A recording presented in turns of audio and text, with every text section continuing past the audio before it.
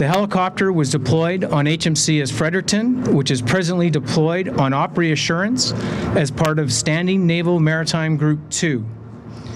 At the time of the accident, the ship and helicopter were taking part in training with their Italian and Turkish allies. Colonel Hawthorne and I cannot begin to express the depth of our sadness that something like this has occurred to our shipmates. As we now know, there were 6 Canadian Armed Forces members on board the Cyclone when it crashed. 4 of those personnel are members of the Royal Canadian Air Force, and 2 are from the Royal Canadian Navy. As released a bit earlier today, Sub-Lieutenant Abigail Cobra, a Marine Systems engineer, died in the crash.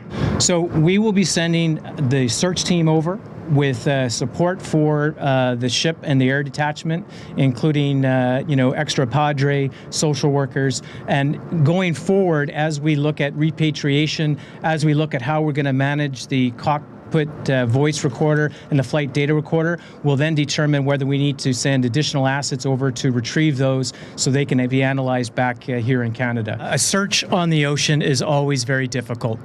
Even in relatively calm conditions, very small objects in the water are very difficult to find over long periods of time, especially as wind and current expands the search area. So even in perfect conditions, it is a very difficult thing to do a search on the water.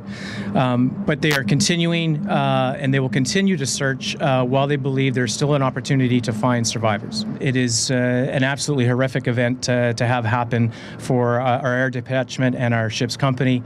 I can tell you, having spoken with the commanding officer a number of times, that the ship's company is doing well, but of course it's a very traumatic situation as they continue to search for survivors.